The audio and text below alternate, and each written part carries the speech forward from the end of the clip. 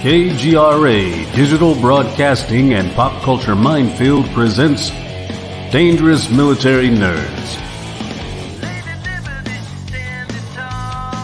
Dangerous Military Nerds. They're just like regular nerds, only dangerous. And now, your hosts, Don Ecker and Gerry Cassell.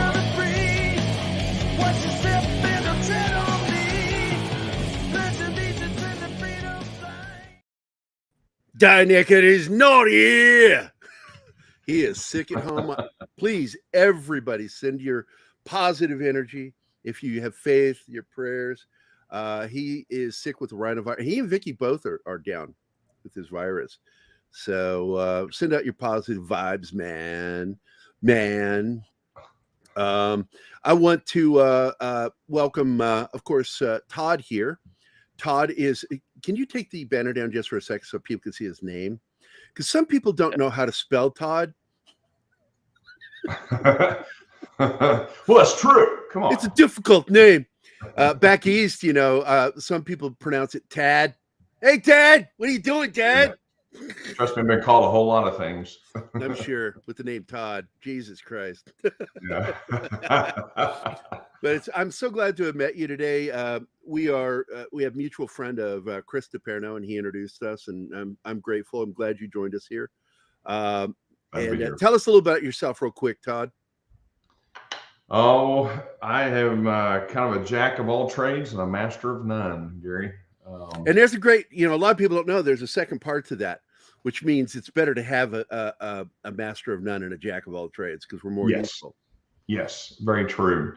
No, I spent some time with the 25 years with the government and the last 10 years with our agency's special operations team, and enjoyed every minute of it. Retired and have done some instruction for the U.S. State Department overseas and some other stuff around the country. Makes you a perfect panelist for today because we have some. Oh, and I need to say, Martin is here. Martin, you want to say hi to everybody?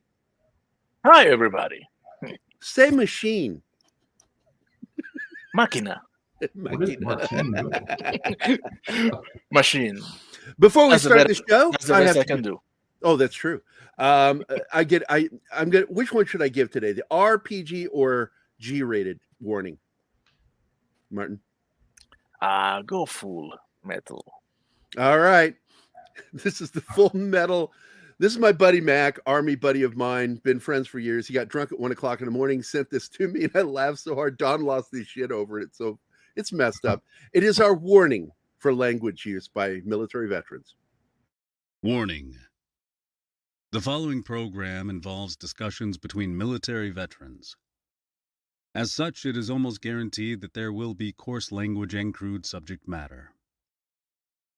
So if the words piss, fuck, cock, cunt, and shit offend you, or if openly discussing that one time you were butt-fucking your ex-girlfriend and her miniature pincher jumped up on the bed and started licking your asshole until you had the best orgasm of your life makes you uncomfortable, this might not be the place for you. Otherwise, enjoy. Now you know why I don't take phone calls from him at night, because I never know what it's going to be like. But anyway, our guests today are two amazing people that I'm very excited to have on the show. This has been in the planning for a while, and I'm just going to bring them on. Here you go. It's Boon and Sarah, and I'm going to move you guys to the number one position, and then I'm going to do this. Where are we at? I got to make there it is. Oh, look at that. Oh, yay. You guys are huge. And they are both the authors of Know Thy Enemy, which is it started with your investigation, right, Sarah, into the Benghazi incident. And tell us, why you got that job of doing the investigation and that job that you're still doing to this day. Yeah, it was actually, the book is me and Boon's investigation. So you work together? Yeah, on our book's investigation, but I worked on the Benghazi committee investigation. So that's what kind of throws people off. Okay. So I was on Gowdy's committee as well. So and we started our investigation in 2015. Together. Yes. Okay. And Boon, of course, is the Marine sniper who was stationed there at Benghazi during the incident. And what actor? I forget the actor's name that played you in the film. 13 Hours. David Deming, I think. Deming. Yeah. Roy from The Office, the janitor. Right. Were you pretty happy with his performance? I think he did good with the limited information he had. I think Jason Momoa would have been a more accurate representation. Okay. What's that old guy I always say plays a better you? Antonio Banderas? No, never mind. You're not going to use his name. But I'm so glad to have you guys on today. Very proud to have you on.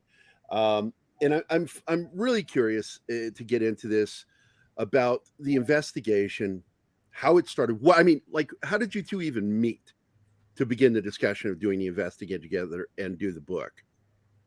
So we actually met operationally when we were both working for the CIA. Obviously, I was GRS and she was a targeter, and we just happened to be on the same team. So yeah, that was back in 2009. So we've known each other a long time. Outstanding. But you're an analyst and you were probably a field operator, right, Boon? So yes and no. So she is an analyst, and I'll let her explain more, but she's a targeter. Targeters are operational. So they're in the field. They're not sitting in an office behind a desk. Got you. Now, they don't go outside the wire, but I got you. Yes, they're in the field. Do. No, they do go out. Yeah, oh, okay. Yeah, they're operational. Yes. Yeah, like one of the main things we're known for is leading capture and detain operations. So if you've ever seen Zero Dark 30, that's a movie about Maya who found Osama bin Laden, and she was a targeter. So it was the same profession. Outstanding. So that, how were you in Benghazi when that went down, Boon? Why were you there at the time? So at the time, that just happened to be my rotation. Obviously, global response. We're all over the world. That was just where I was at that time. That was my assignment for that period. And your job there was with the embassy, right? Negative. It was with the CIA. We had nothing to do with the CIA. Nothing to do with the embassy. Nothing.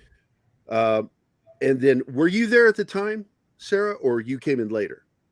Yeah, I mean, I got to Benghazi. Well, I got to Libya in January of 2012. And then I was in Benghazi to the morning of the attacks. And then I flew to Europe for a meeting. And then I came back to Libya the day after and stayed till November of 2012. All right. So let's break this down. In the events as they occurred, like, because we've seen the film and I've read about it, but I don't know if a lot of people, are aware of how everything went down.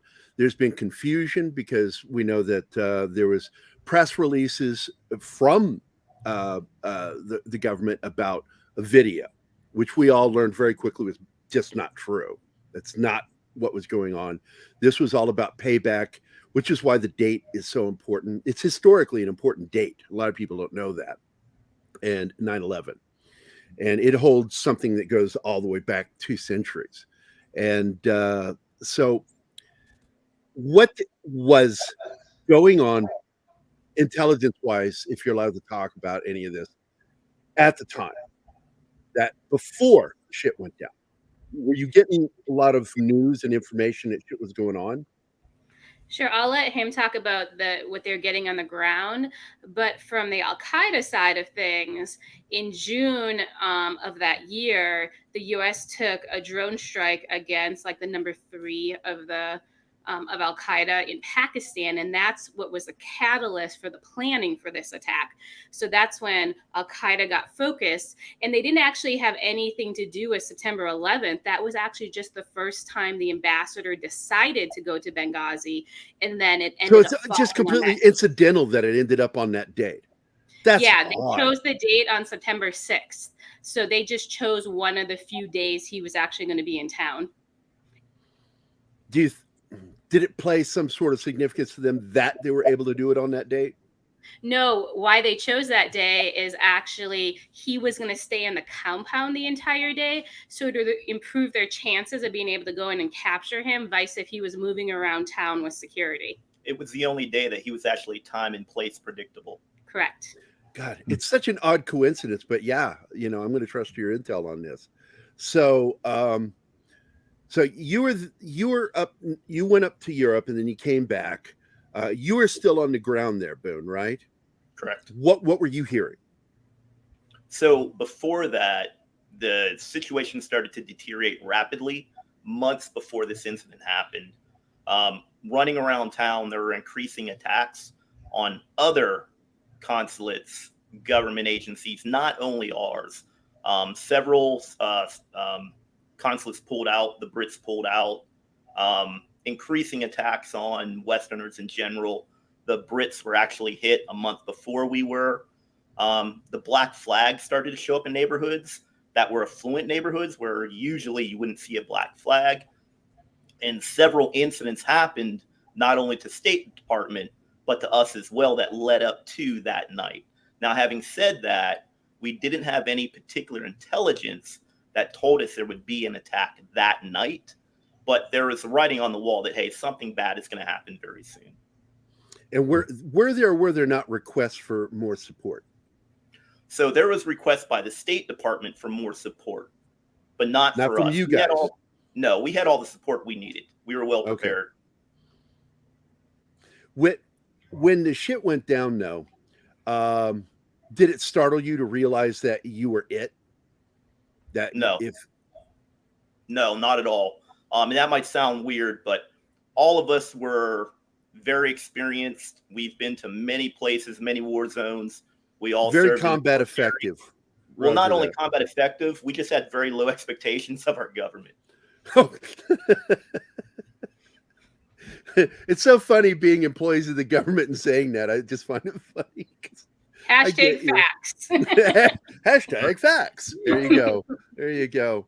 Now, it was said in the chat that they believe that it was Hillary Clinton's group that was pushing the video. Yeah, actually, that's not factual. A lot of people don't know this, and he got away with it, and he got promoted for it. But it was actually Jake Sullivan who pushed the fake video narrative, and he's now basically the head of our National Security Council. So, yeah, he got away with that, and look what happened to him. He's now the talking head for national security for the whole United States government. So think of how much you can trust him. Well, I'm former military, and I know this is a fact that when you've got an idiot, the best way to get rid of him is promote him. That's a government problem. I like that you smiled on that, Boon, because you know what I'm talking about. We got to get this guy out of here. Let's promote him. Sorry, man, we have no slots available for your rank right now, so you got to go. But so that's amazing. So he's the one who started it, and then those stateside and such ran with it too, which I didn't know how they thought that this was gonna wash. I just don't know. What were you guys' reaction when you heard about that? So it was actually a while before myself and the team knew anything was going on. When we left Libya, we were actually sent to Germany, and we were secluded in Germany for about a week. So we hadn't seen the you had TV. no news or anything. No outside contact. Was that on purpose? It was on purpose. Yeah, even with Sarah, she had a hard time contacting us. So we were segregated not only from the outside world, but also the FBI as well. Is this normal? Is that normal? It's not normal. No, not at all. What the fuck was that about? So in hindsight, we thought we were being protected, and I think we were to a degree. But I think it allowed the current administration to formulate their plans so they can move forward with their narrative without any influence. Without contradiction or anything. Got right. You. Cut everybody off, and this way we can, create and run with this narrative. Oh, I get you. Man. Yeah. And I was in Tripoli at the CIA station there, and I was actually fighting the narrative the entire time. And the really interesting thing is we actually got the videos. So we got the surveillance video from the consulate, which showed a direct assault, no protests. And so I called the headquarters at CIA and I said, hey, you need to stop saying this narrative, even though I've been trying to anyway. And they said, we'll change it once you send us the video. And we sent them the video. God. They never changed it. So it was just BS. They had no intentions of getting it right. It was all political. I'm sorry. I don't normally get mad, but that really pisses me off. That is just so wow. They have evidence. There's no protest. That's dirty baseball. Dirty baseball, man. I got a question. If I can just ask real quick. Sure, Todd. What was Susan Rice? What was her role in all of this? She was basically just one of the many talking heads. If you remember Ben Rhodes, he's the one that wrote all those talking points for her. She read off the sheet. Most of his stuff was made up, and then she just made some random stuff up on the fly because she didn't know anything that was going on. So again, she was kind of someone they pinned it on, but again, that was just to keep it off of Jake Sullivan, who had actually planned it all. So she was a scapegoat for the Democrats. Was she really?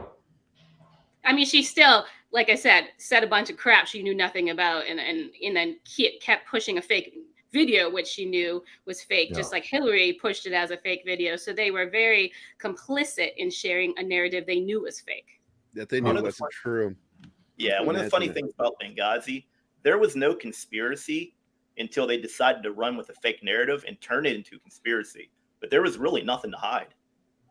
No, really, it just sounds like a buildup from the incident you were talking about, where they wanted a little payback, and then they just, why they decided to do that, I don't know. Were they afraid of blowback or something on the government or the administration? Well, I think part of it, yes, they did have an agenda. They had plans for what they wanted Libya to be, but at the same time, also, if you remember, that administration told the world, "Hey, Al Qaeda's on the run. They're decimated. They're not a That's threat true. anymore." Yeah, they were saying that, we've Right. crushed them, defeated them, we can pull out, we don't need to do all this stuff.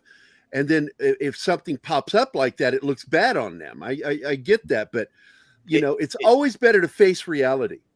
It does, but what we didn't realize, because we weren't doing a lot of good CT collection at the time, Al Qaeda was actually thriving in Libya and in Benghazi right underneath our noses. Now, what was the black flags about you brought up? That was Al Qaeda showing that, hey, we're here. So not ISIS, ISIL, but Al Qaeda. ISIS didn't come to the country until 2 years later. So this was all later. Al Qaeda and affiliated groups at the time. And this was an Al Qaeda attack. Okay. So, and they had what, a month? You said planning this? No, they actually decided, they started planning in June, but they actually got together around September 6th and chose the date of the 11th. So it's really quick decision. How effective, I mean, speaking tactically here, how effective was their attack, strategically? They were actually very effective for what they were trying to do. And that's what a lot of people don't understand either. Like, this was very actually coordinated. It was, but this is actually a kidnapping attempt of the ambassador. Yes, correct. Right. That went wrong. And that went wrong. And that's how he ended up dead. As I recall, he suffocated from the fire, right? Correct. There was a question that was posed to me. I said, I will ask it gracefully, that they had sexually assaulted him. Absolutely not. Okay. No, that's very false. Because I hadn't heard of that.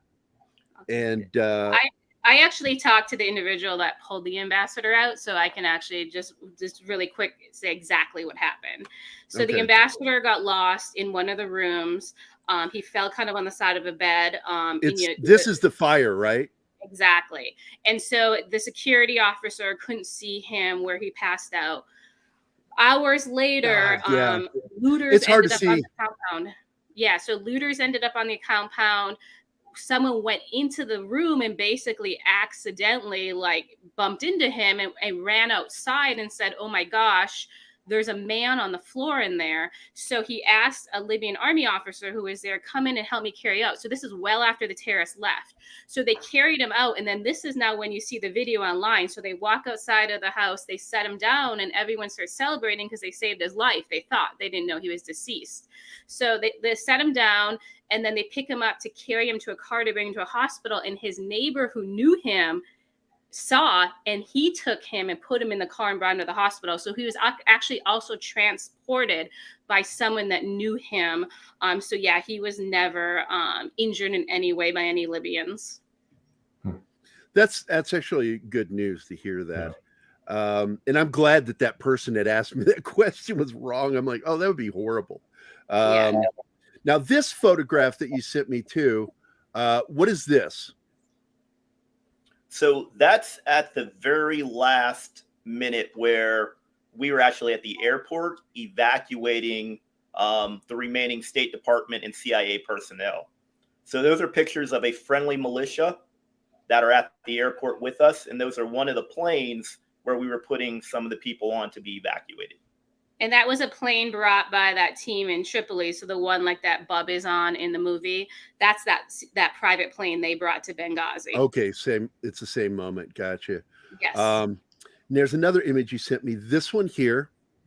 Know Thy Enemy. This is the back of your book. What is this? The inside sleeve? What is this? No, this is our #1 most wanted terrorist that's still at large in our book. Ah, so we need to get this guy. Yes. We want Ziad. All right. Full name is Farid Mohammed. Mohammed again. Has he got a stutter? Yeah. Mohammed Balam. Is that it? Yep. Balam. Yep. He's still in Libya, and he's a bad guy. Give us a little info on this guy. Yeah, well, the really interesting thing is back in the day, he started his jihad times in Sudan supporting Al-Qaeda, and then he got captured and he got sent to prison in Libya, and he was in the famous Abu Salim prison that Gaddafi ran and he put all of his dissidents in.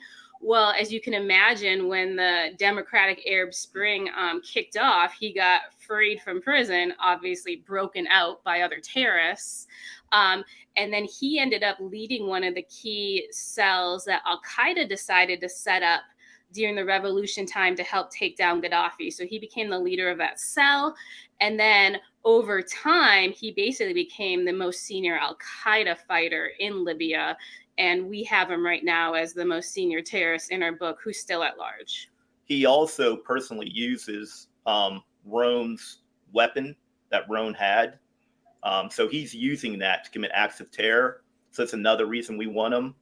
He's also missing a leg. That's like getting a cop's gun and doing shit exactly. like that. Yeah. We're very upset by it. I want to put his leg on my wall and he wears a Star Wars hat. I'm going to wear a Star Wars hat. Dress him up like a stormtrooper. Just have some practice. Absolutely. I support, killing pieces of shit like that. I hope they get him. Are you guys still actively working, or what are you doing now? Yeah, so I still work for the government. I work for the Department of Defense, and I'm doing like research and development into kind of like analytic techniques and methodologies. Besides spending time on the investigation, which is still ongoing, right. I teach firearms and tactics full time. For whom? For myself. No, I mean, do you teach it? Is it private business? Yeah, he needs a lot of practice. It's private. It's Threat Management Solutions. Yeah, I own the company, teach all over the country, along with shootingclasses.com. He teaches citizens, but he also teaches like law enforcement agencies. It's a mix of clientele. Do you do much advisory work for entertainment? Not really. That's kind of like a closed world, which I never tried. I'm going to introduce you to Dale Dye, so let's see if we can change that for you. Roger that. You're somebody, he would like you. I know he would like you. I guarantee you when I talk to him next, he'll go, Boon, I know who that guy is. I guarantee you, he knows who you are. Boon would love it because then every time we watch any kind of action show, he complains about all the tactics. So they need him. One of my favorite shows to pick apart is The Rookie. Because like whenever they show tactical scenes, I swear to God, like I even captured it and put on my page. Because this is what I do I've been working for people that do that. And why I got hired by Dale Dye is my knowledge of tactics. He's like, and you're just a medic. And I'm like, yeah, but you don't understand. I grew up military with my dad. It's just, I know I'm baptized in military shit. Brother was a Marine, Vietnam. I love military since I was a kid. And you see this guy, SWAT team member, walking behind him with the civilian version of the M4. It's a modified AR-15. And he's walking behind the guy at point with his weapon aimed right at the center of his back while he's walking.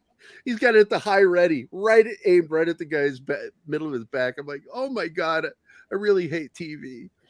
But then you'll see shows like Terminalist, where they had multiple SEAL team members in there for every scene. And in fact, it's the first time ever I've seen two things done: a shoulder switch on a stairwell.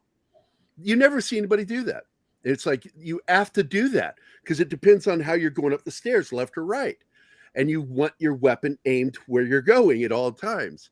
And they did a shoulder switch. And better than that, in the previous episode, they had him do a perfect right turn with his weapon. Most people don't know how to do the turn. They do shit with the pistol or the rifle, and they'll always get it wrong. But oh my God, that was like, I'm serious. I get like a nerd hard on for stuff like that in military stuff. I'm like, oh my God. My girlfriend laughs because she'll hear me squee. I'm like, Speaking of accuracy, we have a question for you. How accurate was the film? It's a good question, Joe. Thanks. So the movie was 75 to 80% accurate, but you have to put it in the context. The movie was based off of what the guys were feeling and going through without the totality of circumstances, with the limited knowledge they had at that time. And it focuses on the human side of the guys on the ground. It doesn't tell a complete picture of everything that was going on. So, because I do know that, like, even though it's in your book, the department head that was there, they changed the name in the movie because they knew he was going to look like a douche nozzle, which he is, in my opinion, for what happened. I don't know if you work with that guy anymore. Don't tell him I said that. We don't work with Bob. Don't worry. But he is. He's a douche. We cut that off the day after the attacks. Don't worry. We would never work with him again. Well, I heard that he got relocated and eventually, like, removed, I think. No, this was actually supposed to be his last trip, and he was retiring because he served during the attacks and they gave him a senior award. He did stay a little longer in the agency. Then he retired. And then sadly, he went back to be a trainer as a contractor at the agency. So unfortunately, new people coming in are trained by him. He might even be retired from that now, but sadly promoted upwards. Again, like in the regular military, if somebody sucks, promote them. Get them away. Or they can go train people. And it's something that happened once. This really happened. I don't know if this ever happened to you, Boon, where we had like gotten rid of this guy like a year before. And then like all of a sudden one day, this guy's like above us. He outranks us and we have to answer to him. And I'm like, didn't we just get rid of this guy? What is going on? Now he's our boss? Complete buffoon. I won't say his name. But I got to tell you, you were in the CIA, not the Marine Corps at the time. So you were previously a Marine Corps sniper, right, Boon? Yes. I was in the Marine Corps a long time ago. I left the Marine Corps in 2000. So before 9/11? Yes. So what happened? I mean, did you volunteer for CIA or did they come for you? So I was actually with the State Department, with DSS at the time, overseas. And I ran into someone from the agency and they kind of asked me if I would like to do something else. I like the phrasing there. So what does that mean? Do something else? Come to the dark side. Would you like to be on the dark side of the force? Come be a Sith. State Department, easy to recruit out of there. They want to know if I want to come to the other State Department. The one that actually effectively does shit, right? Mm-hmm. Yeah. Have a greater impact on the world around us. Gotta love that. And being, as a Marine, you had to have loved that being close to Tripoli because of, that's where the first battle offshore really took place between the U.S. and another power. And in this case, it was our first battle with a form of Islam, which was, I forgot their names. They're Barbary pirates. And they thought that by the rights of Allah, they believed that they had the right to do what they were doing. The British were like, oh, as long as you're doing it to Americans, we're quite fine with it, old man. And so we in there. Oh man. And I know a little bit of the story that they went there with a very small detachment And what they did is they began collecting people, inducting them. I don't know if they forced them or what they did or offered them money. I don't know the whole story on that. And built a nice little army of Marines. Well, they're Marines leading farmers and shit like that, sheep herders and stuff to lead them in there. And it was brilliant, the tactics that were used. It really caught them off guard. And that's why I think it's one of the most, I don't know why there's never been a real movie about that, a modern one. Because that's an exciting. What's that? I wonder, though, if maybe we're the cause of, so most of the terrorists in Libya come from an area called Darna. A lot of them fought in Iraq and unfortunately killed U.S. soldiers. But that's actually where all this happened. And a lot of our terrorists even came from Darna for our attacks. So I wonder if there's some history there that maybe we started those jihadists in that region. Well, I got to tell you, that's the weird thing about the Middle East. I found it myself because I was in Riyadh temporarily. And I found it interesting that they have grudges that last centuries in that culture. I thought it was bad enough in Ireland, between Ireland and England. It's like, that's nothing compared to the Middle East. There are century-old grudges. And I'm like, how does that happen? Well, when you live almost like a caveman type of lifestyle that's passed down. And so culturally, this is something you find there, right? It is, and you're right. It is something that's cultural and it is passed down. That's why, like, the ideology of like the jihad won't go away, because it is passed down. It's something that's taught.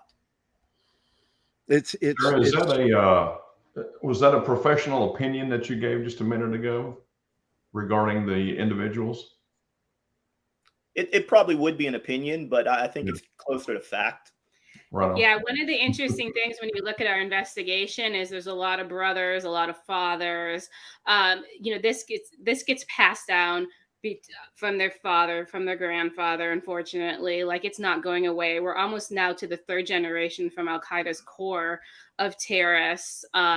And it's been well proven. If you actually take our book and do like control find and type the word brother is probably like the most common word in our book, just because there's so many family members. We have one family, 3 branches of their entire family attacked our consulate.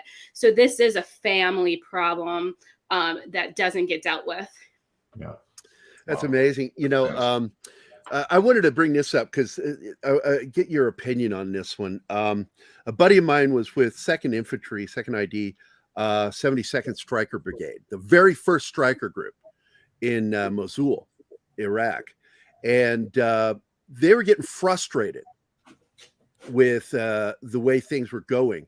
So what they ended up doing to try to end the problem with the insurgency, and they cleaned it up for a while, was they made the decision. They told everybody, get out, leave the city. And then they watched all the roads. And they looked for anybody that was 30 that wasn't married.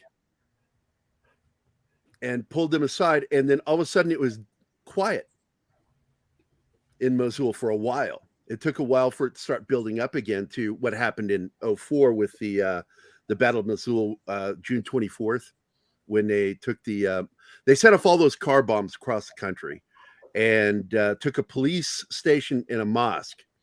Do you guys remember that incident? Yeah, it's I actually wrote about it. It's called City of Fire. I wrote the screenplay, well, the graphic novel script, and then Dale Dye wrote the screenplay for it. A film that was going to be shot in Kurdistan, and then Kurdistan collapsed, and so we never got to make our movie. And it happens more than you know. It's ridiculous. Flashing countries these last 18 months, so we got it. I was really shocked, though, because Kurdistan seemed to be thriving, but Turkey kept involving themselves. And what's Turkey's problem? Yeah, we have a problem with Turkey's actually, besides the U.S. government, Turkey's the other key government funding our terrorists in Libya, unfortunately. I know. I keep hearing about this, and it's like, why do we keep treating them like they're really part of NATO when they're not? No, even a number of our terrorists actually live full-time in Turkey. They don't do anything about it. Jesus. This is almost as bad as when Pakistan acted like our friends, and of course, we knew who was hiding there. 0 Dark 30. It was just the anniversary. What, yesterday? Yeah. This is one of my proudest moments. I got to share in the Military Writers Award for creating the graphic novel Code Word Geronimo, which is the story of taking down bin Laden. Dale Dye wrote it with his wife, Julia, both of them very knowledgeable people. And I was the guy that drew it. And I still love that graphic novel. We just got the rights back to it. But I've been wanting to do follow-ups, and I'd like to work with you guys on something maybe. A little short story graphic novel version of something that you guys came up with. And Boon would love that. He loves that kind of stuff. That's all I want to do. I made the decision years ago. I don't want to draw superheroes. I get bored with that shit. I want to draw heroes, real world heroes based on real people. The guys and gals that go out there and don't take shit from people and give it back when they try to bully the rest of the world or other cultures.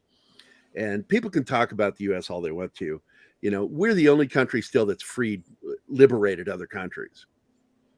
Mm-hmm. You know that, don't you, Boon? Absolutely. I know Sarah knows it too.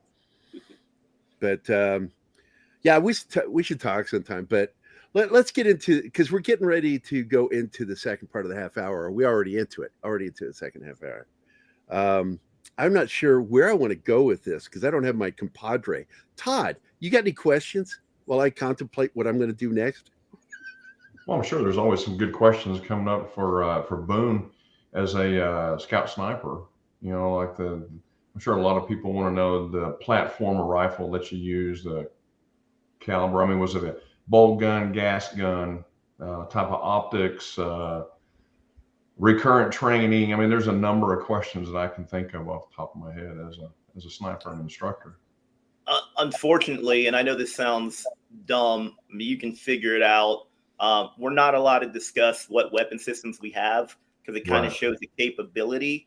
But I mean, if you are into weapons, if you think about some of the better weapon systems out there, it's not too hard to figure out. But we had some of the best weapon systems you could get. I mean, CIA invests in their people. That's the one bonus. And that was the difference from the State Department. So at the CIA, any piece of weapon they wanted, they had there at the time. Nice.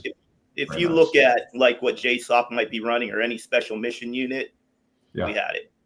Gotcha. Well, big question is when you were a Marine, what was your preferred rifle?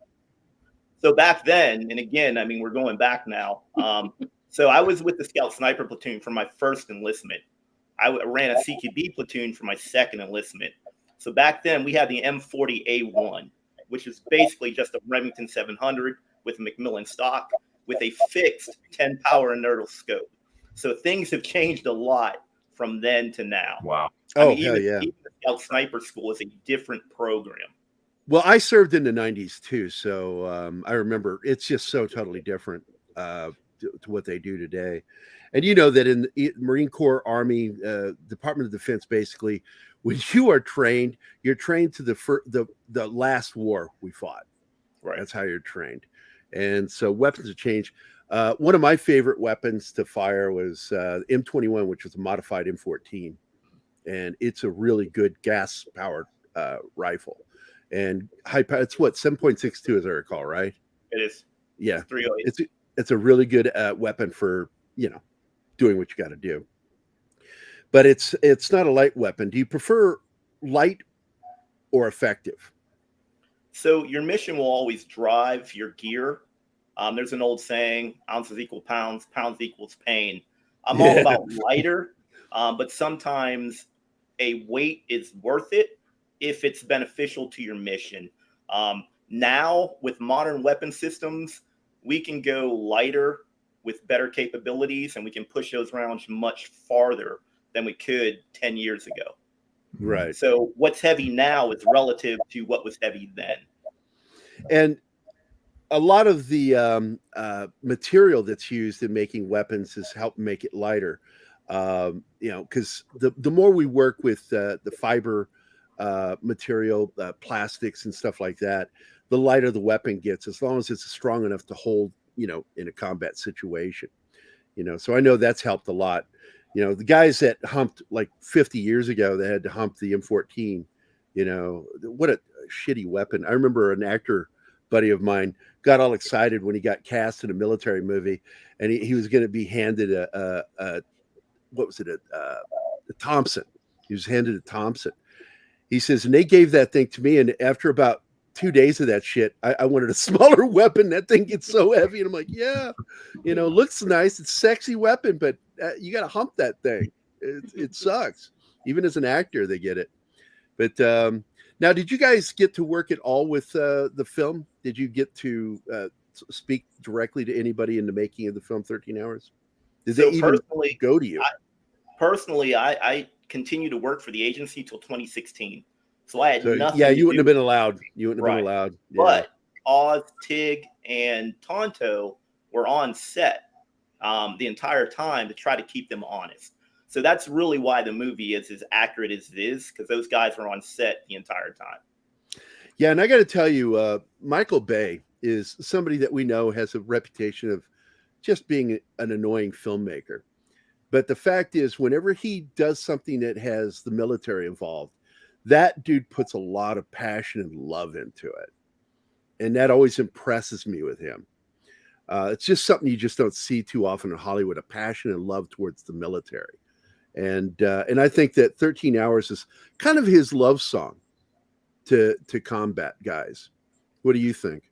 So what I hear from the guys is that he actually has a very close relationship with the Naval Special Warfare community and some of the law enforcement agencies in South Florida. So I don't know, but I do think that he does personally believe in our military and our law enforcement, and that passion does come through in some of his films. I agree. I mean, I tell people all the time, if you want to see the best movie about Pearl Harbor, watch Pearl Harbor. If you also want to see the worst movie ever made about Pearl Harbor, watch Pearl Harbor. And I've always wanted to get a fan edit of that where it takes out all the stupid shit and just leaves the battle of what happened. And because it's really good, you know, as far as the what was done, the combat, the rest of it is just stupid. The love story, God Almighty, love doesn't drive anything in the military, man. Drives all the drama. Yeah, all that drama. Jeez. Although you know as well as I do, when you're in a unit, there's a lot of personal drama. You don't expect it. You don't want to. Like I tell people, it's like, you don't understand. You've never heard anybody act like well, I'm not going to say that word. A complainer until you're in the military. Then you hear some of the most proficient professional complaining you'll ever hear. The only people I've heard worse than military personnel is truckers for complaining about what they do. So anybody want to tell me I'm wrong? That's pretty accurate. It is very accurate. You're not happy in the military unless you're pissing and moaning about something. And I was a medic, and my job was just listen to everybody. I was not allowed to complain. If I had a complaint, I couldn't say anything because morale is my job. So you're right. When everybody's quiet, that's when you have a real problem. Oh yeah. So what is this Monkey Jeebus? Monkey Jeebus is.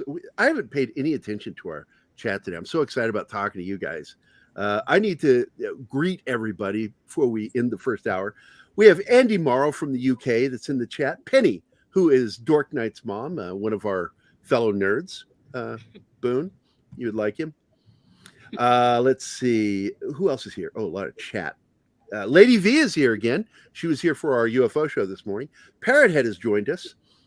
He is a former military person too. In fact, some of my favorite military memes, he's the one who shares them with me in private chat. I laugh my ass off at some of the stuff. He gets it. I think one of my favorites was a Marine one, and I cleaned it up and fixed it actually. And you got this guy standing there being yelled at by a senior drill instructor and Marine.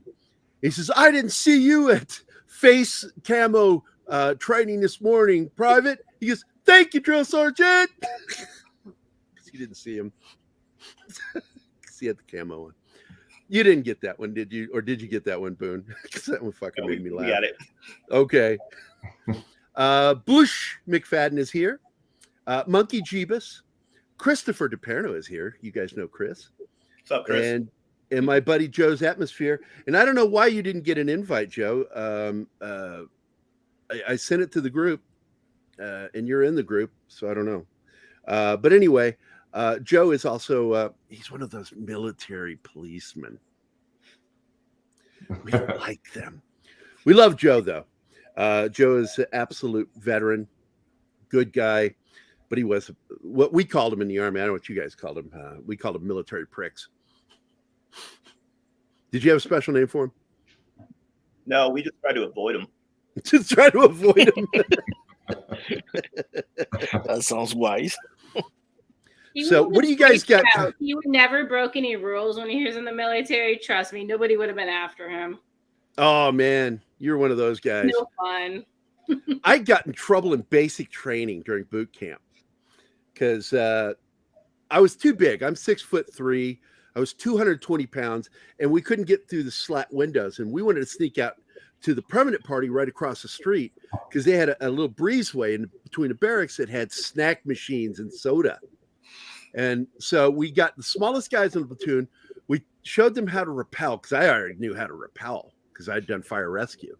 And so I'm like, here's what you do. And I showed them how to go out the window. We sent three, I think it was 3 guys or 4 guys out with the military laundry bags, the big ones. And I said, just start putting money in and put everything in there. Just push buttons. So they went and did that. And all of a sudden the MPs pulled up and they hit them with the little floodlights. And they looked like cockroaches. They just like spread out. They just disappeared into the dark. They got caught. We all got in trouble for it because I was one of the guys behind it. But then they didn't do anything because they said, this is interesting. You haven't even finished basic training, and you guys put together a military operation to get snacks. It's good to be scrappy. Yeah, our XO and senior NCO thought that was hilarious. It's like, like, how did you talk them into doing that? I don't know. I can convince people of a lot of things because I'm one of those dicks. But you got any stories from being a Marine? Funny ones? Nothing? Not really, no. Because you didn't do shit. You were just... Where did you stay? Where were you stationed? Primarily Camp Lejeune, but I was all over. Is that where you went to boot? South Carolina. South Carolina. Okay. Yeah. Paris Island. But I was in California. I was in Okinawa. So usual hot spots for Marines, Quantico. But I was primarily in Camp Lejeune. Yeah. I'm from Fredericksburg, right outside Quantico. And so I spent a lot of time at Quantico. Now, my brother, I was going to tell you, my brother was an idiot. Went and did his tour in Vietnam, came stateside, then he went AWOL. Why? My brother, I love my brother, but he was an idiot back then.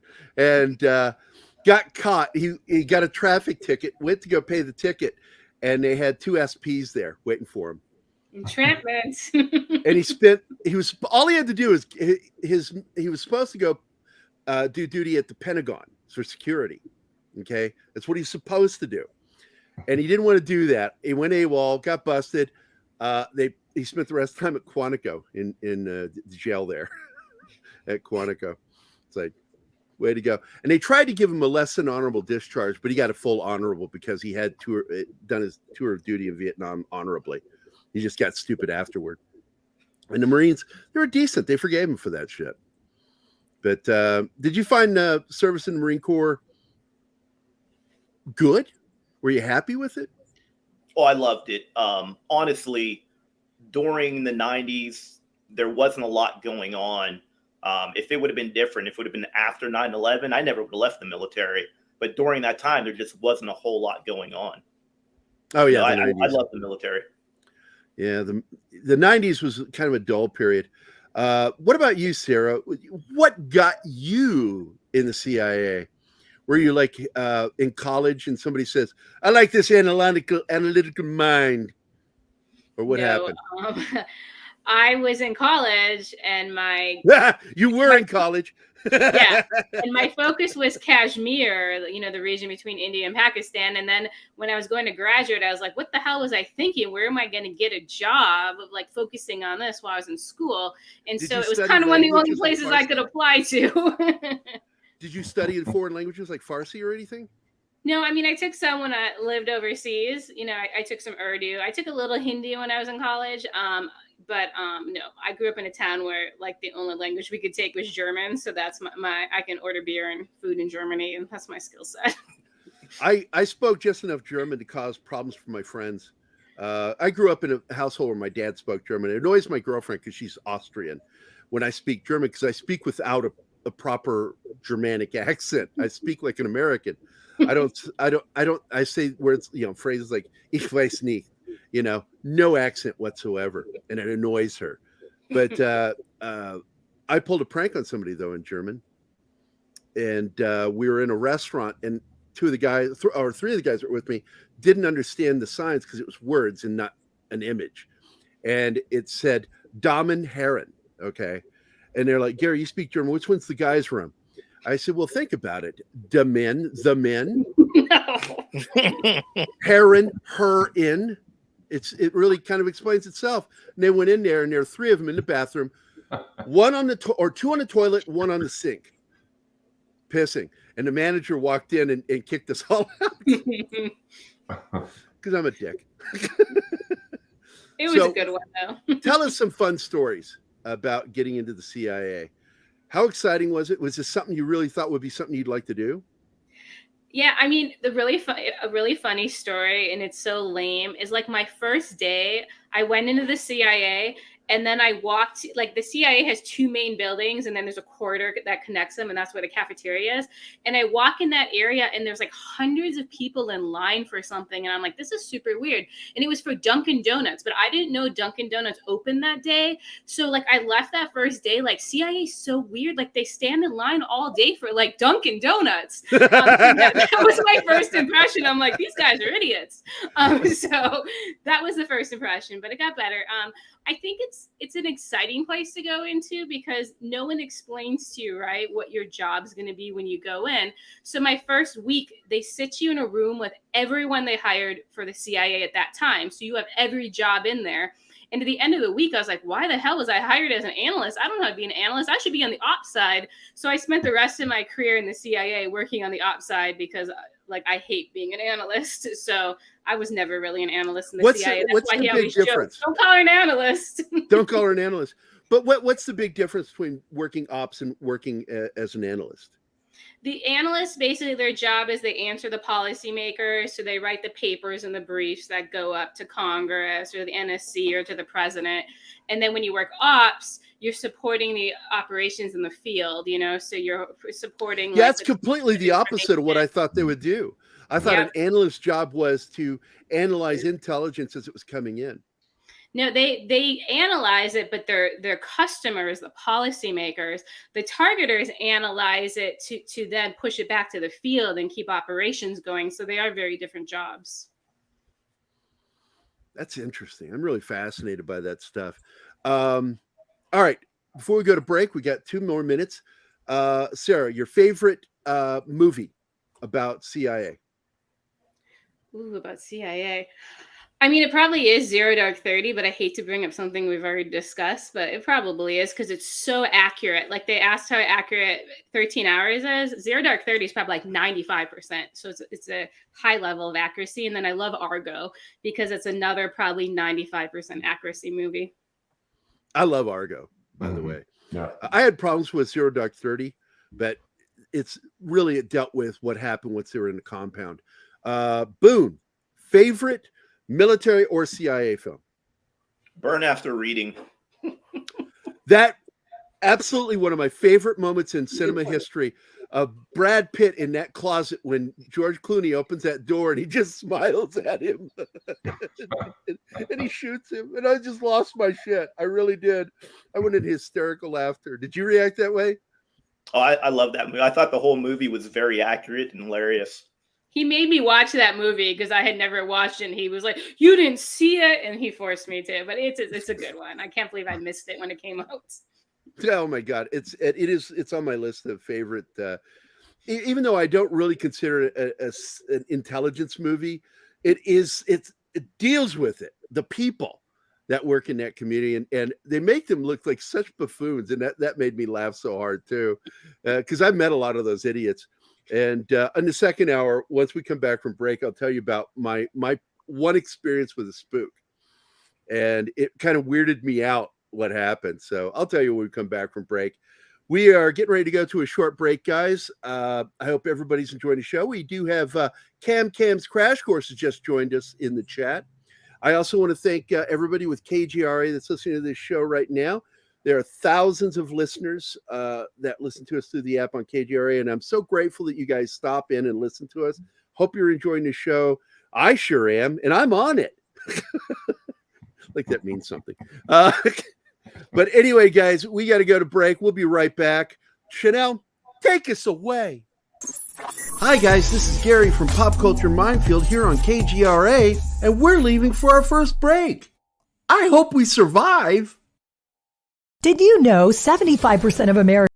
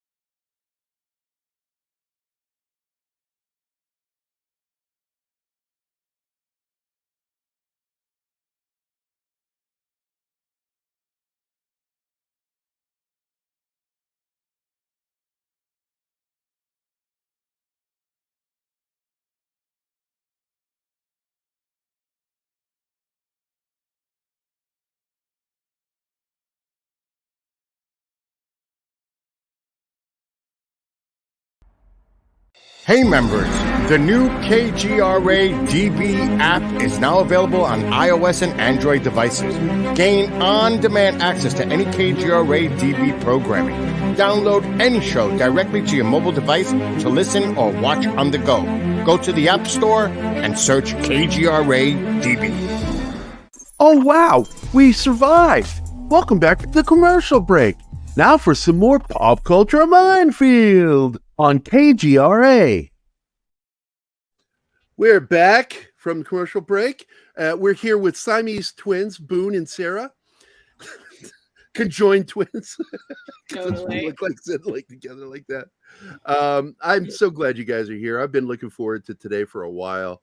Thank you so much for doing this. I really appreciate it. I hope, Boon, I'm going to invite you on our nerd show.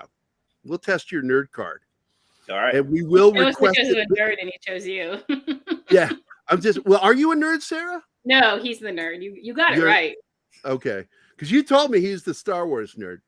And we do a lot of talking. I liked Mandalorian all the way up until this latest season.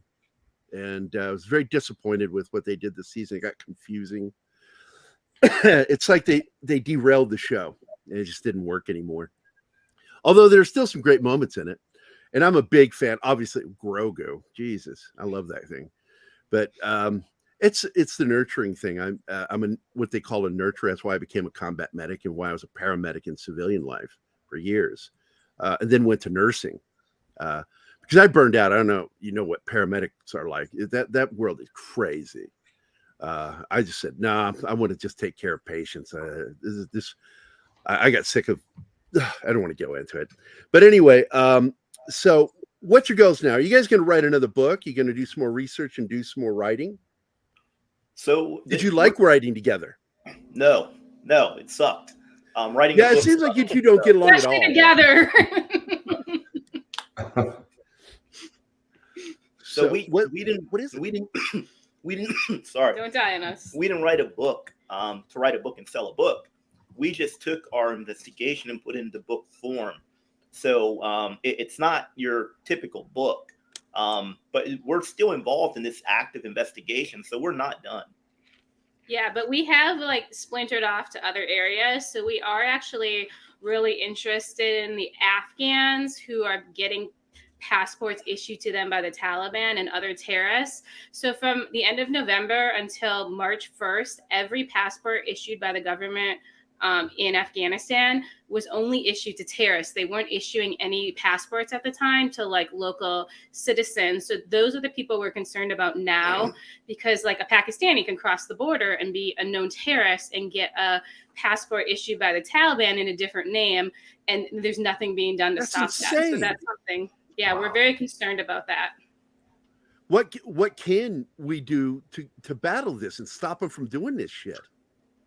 I mean, I think we need to focus more on getting them before they come to the United States. I mean, we want the allies here just as much as everyone else, but we don't think the allies are going to be safe here if their neighbor down the street was Taliban, right? And the Taliban have been tasked recently to actually kill the Afghans who have gone overseas and are opposing the Taliban, so it is a ongoing issue. So our government needs to take it a little more seriously and really identify the actual terrorists that are getting into this country.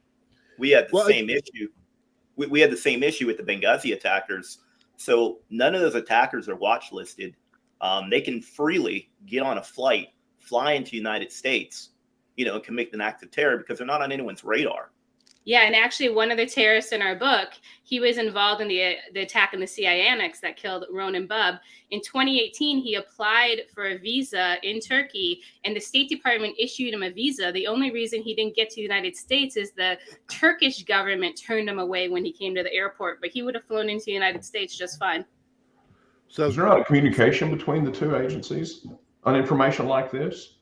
Well, the problem is they never watch listed any of our terrorists because remember, it wasn't an Al-Qaeda attack. It was a bunch of protesters who got out of hand. So because they locked up a fake mastermind, so the FBI detained someone and put him in prison and lied to you that he was the mastermind. So they couldn't go pick up any of the attackers because then the attackers go into a U.S. court system with a real lawyer and they'll say that wasn't the mastermind. I worked for this person in Al-Qaeda, and they couldn't have that embarrassment. So they never actually went after the terrorists, which means, like Boon says, they never watch listed any of them. That's a question that I was asked this week, and I couldn't answer. And you guys will probably know the answer to this, is what happened to the wrong man? Mm-hmm. He got, I think, 22 years. He's in prison in the United States. Still? Yeah. He didn't do anything. Well, he's a bad guy. He should be in prison. But not in the United States. But. Right, but not for being the mastermind of the Benghazi attacks. He actually wasn't even an attacker. He was a looter, and he waited until Al-Qaeda and the real attackers left to even go into the consulate at all. Yeah. But he is a bad dude. He should be in prison, just not for that. Or on somebody's wall. Right.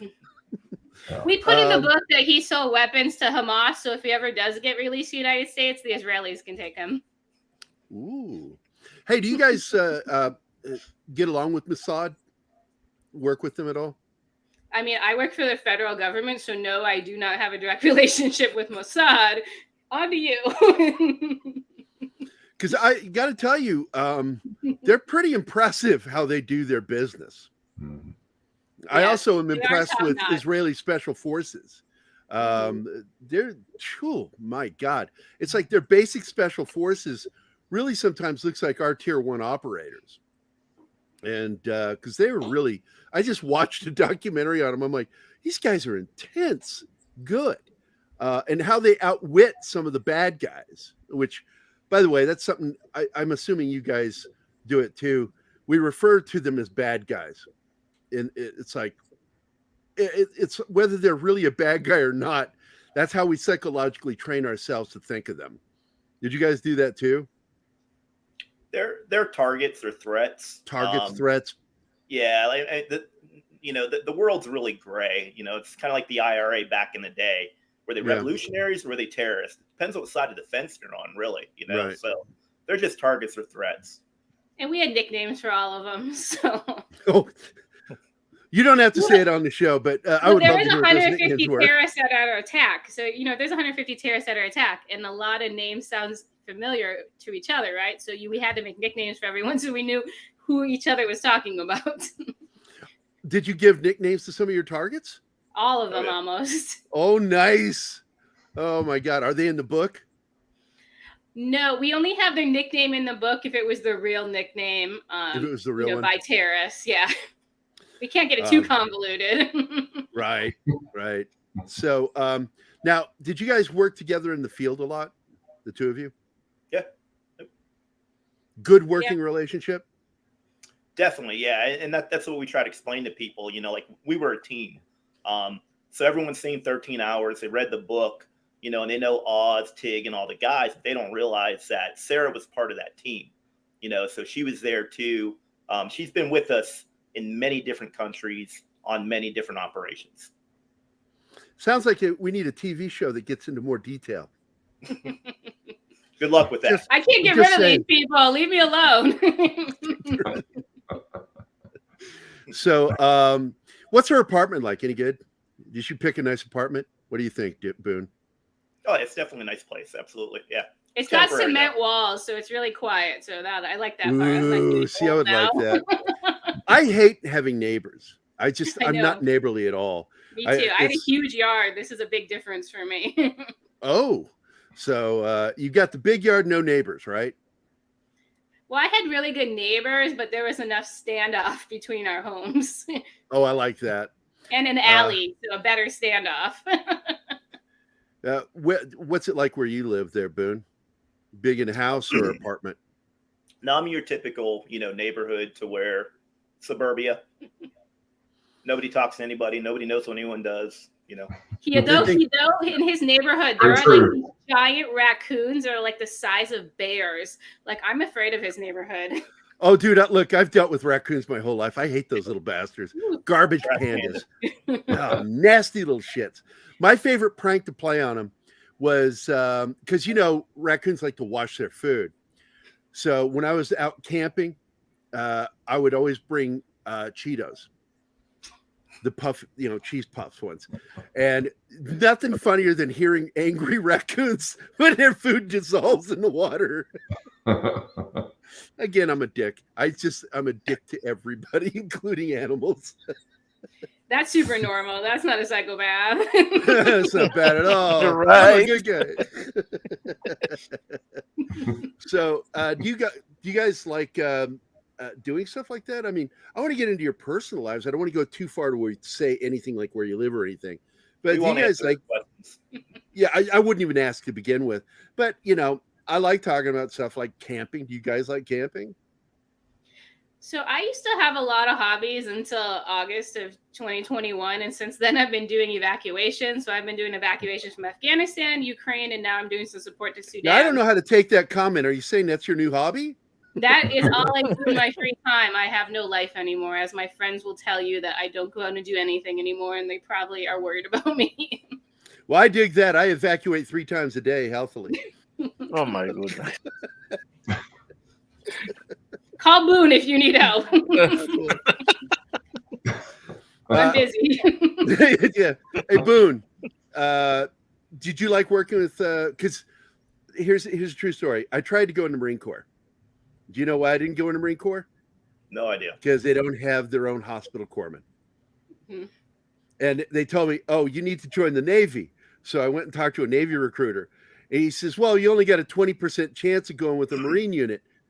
I said, so you're saying 80% chance I'm going to get stuck doing some Navy shit? They went, yeah. I went, nah, I'm out. And I went Army because it was a 100% chance of being a medic there. But I loved hospital corpsman. That's what I wanted to be, as a Marine hospital corpsman. Well, Navy with the Marines. Did you have a good medic? Oh, absolutely. Yeah. Especially being in the Scout Sniper platoons, our medics actually have to take our in-doc. So they don't just get assigned to us. They actually have to pass selection, just like we do. So they're pretty. It's just like medics in Navy SEALs or any special teams. Right. Or a sergeant with recon, or absolutely. Recon, yeah. absolutely. No, they were squared away. Absolutely. It's like I was in an infantry unit and I had to train infantry, and I liked it. I loved being a grunt. It was great. So I get it. But later I became an ambulance commander, and I joined the 308th Med Ambulance, which was 6th Army. And I love doing that too. We worked with, back when they had MASH units. Remember those? Now they're cash units. But I was with, we dealt with the 920 worst, as I call them, 921st MASH. I used to tell them, I said, if I get hit, just triage me out. Let me die. I don't want you working on me. Coons are cute. It's a possum that freaked me out. Demon rats. Look, I got to tell you, as cute as they are, a lot of them carry rabies. They're not awesome. I hate raccoons. I have a possum that lives in the backyard of my house, and it's so cute. I got to tell you, like, I opened a cabinet once, and there was a possum in the cabinet with like a bunch of babies, and it looked at me. It was like a scene out of a horror film. It was like that. And I just sort of stopped and I backed up, and then it calmed down. And I'm like, oh, now you're not so scary. But let's get into some of this other stuff with Benghazi, which is on the night thereof. You were the sniper on the roof during that entire conflict, right? I was on the roof. He was a guy with a gun on the roof. Yes. So I switched off that night between a precision weapon system and then just a normal assault rifle. So with an ACOG, or what was your sighting on that? ACOG? Can't really get into that. Again, it's dumb, but yeah. No, I understand. I had a magnified optic, and then I had a red dot sighting system. Yeah, I preferred the red dot myself. I don't know why, because I don't close my. You didn't either. I'm sure you were trained not to close your eyes. You have to shoot with both eyes open because you got to gauge distance and all that shit. And a lot of people don't understand that. Never close your eye. And I found that working with certain optics confused my eye. Whereas red dot, it was awesome. It was awesome. And I was trained at CQB, by the way.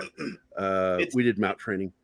It is a training issue, but when you close your eye, you lose 50% of your ability to process information. You're seeing two-dimensionally too.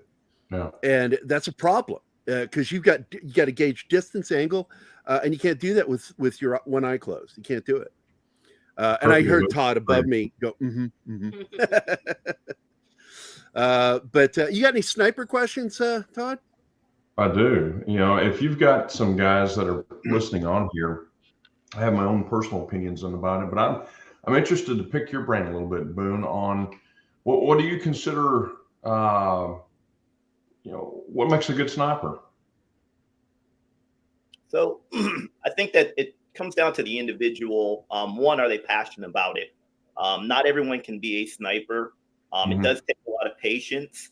It also takes someone who really cares about like ballistics, terminal ballistics, external ballistics, guys who kind of nerd out about that stuff. And a lot of people probably don't want to hear this. It involves a lot of math. So if you're not good at math, you're not going to be good sniping. But it's not just shooting. Most of sniping is really observing and reporting. And that's the real skill set right there. Shooting is actually the easy part. So I think it takes an individual who has patience and a knack or like an interest in field craft, in firearms, in ballistics, and obviously someone who has a good understanding of math. I think absolutely. I mean, there's a lot of people who have this misconception thinking that all you're doing is pulling triggers, which in fact you don't do that. Most of it's just gathering information or intelligence, and you're providing information back to your talk or whoever needs that information. Absolutely. I know that I grew up around guns. I was raised with them. I think I was 11 when I learned about Kentucky windage and working with the curve, just all that stuff. And it was almost ingrained in me. So when I went in the military, I had no trouble shooting long distance. And it's something I considered at one time, maybe I should try that. But then I had the whole thing about killing, which is, even though I have no problem with if it's necessary, if somebody told me to pull the trigger, I wouldn't be able to do it because I'm a dick. I just don't tell me what to do. I just realized, no, I shouldn't be a sniper. I just don't have the military bearing is really what it is. And you got to have a lot of military bearing to be a sniper. Do you think so? I think you do. You need kind of like equanimity as well, emotional balance. But you also have like attention to detail and good situational, spatial, environmental awareness.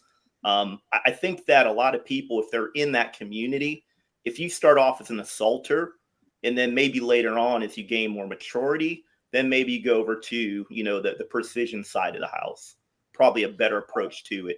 Also, when it comes to like the observing and reporting, if you start on the assault side, if you start on the breaching side, you have a better understanding of what you're actually looking for when you do the reports, to do like an emergency assault report for the assault team, because now you know what's important when it comes to breaching.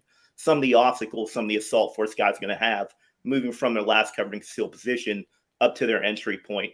So I think like the sniping side is more of a senior position, or a more tactically mature job category, if you will, versus, you know, a 21, 22-year-old guy who just has a lot of testosterone.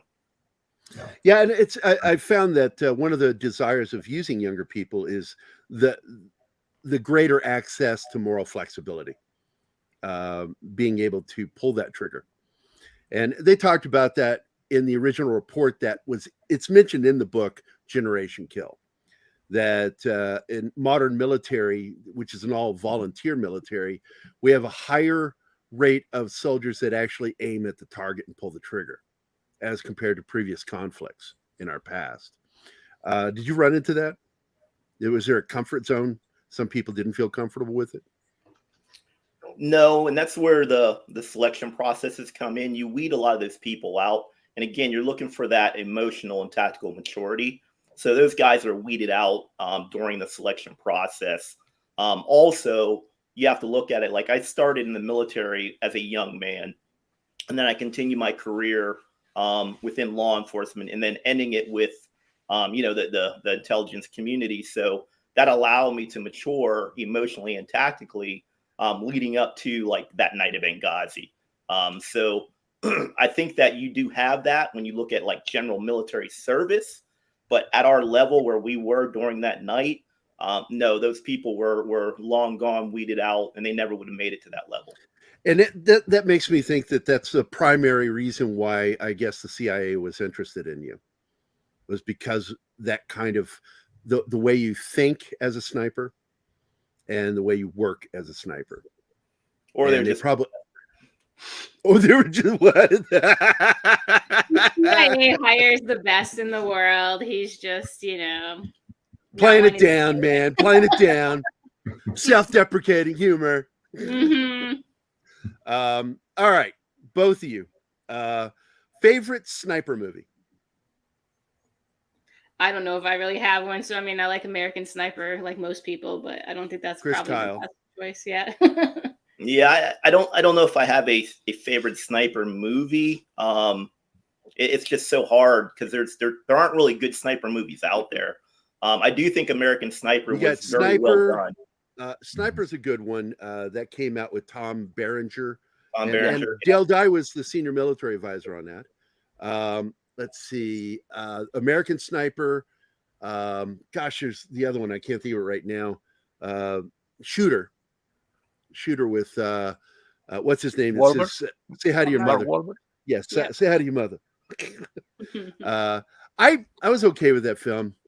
My favorite sniper film wasn't a sniper film. It's Clear and Present Danger with Chavez. Yes, absolutely. Yes. He was Marine sniper, and he kept hitting that ding, man. He was pissing the guy off because he kept dinging him. It's like, where is he? And he couldn't figure out where he was at. Did you like that part? No, I love that part. He was actually Army SF. I thought he was Marine. No. Clear and Present Danger was an excellent movie, but it's an even better book. Oh, yeah. I've read all of the books. Absolutely. Love the books. It's been years. In fact, my favorite video games early on, before we got Xbox, was playing the Chavez character in some of the Tom Clancy games. I'm like, yes. The goal is to get into a place and out of it without having to shoot. And I love that, learning stealth technique. God, I miss that. I miss those games. You play games, either of you? Absolutely. Oh, he plays like every night. What do you play? Currently, I'm playing PUBG, just because there's not a lot of good games out there.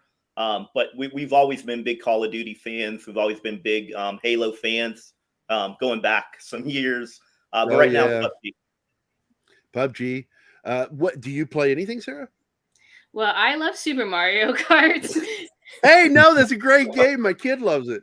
my daughter. Yeah, and then any option I get an opportunity to play Tetris, I still play Tetris. I don't care. Man, I could never play that game. I get so frustrated with it. What? But Oh, I love it. oh yeah, I know you do. We just talked about this the other day, Martin. I'm absolutely a COD guy. I play crap loads of COD. I almost went pro back in 2013. I was that good on Call of Duty. And I play with military guys. My clan, all of us are military guys. And so we would practice proper CQB when we would do clan battles and just we'd stomp the shit out of people. And then some 10 or 12-year-old comes in there and kicks our ass, and it made me angry. Like, shut up. I'm going to teabag you, motherfucker. Fuck you. Balls haven't even dropped yet. What are you going to touch me with, your taint? I'm going to age myself. How about Pong? Oh, my God, no. I play Pong. We're in our 40s. He's almost 50. Well, there's a photo of me. I'll share it with you guys sometime. 1974 Christmas. And my dad bought me Pong. And I'm sitting there with my best friend, and we're playing video games. I've been a gamer since 1974, man. I never gave up. I love gaming. Battlefield's a fun game too. I just don't like the physical action of the running to stopping to aiming. It's just weird. It's sluggish.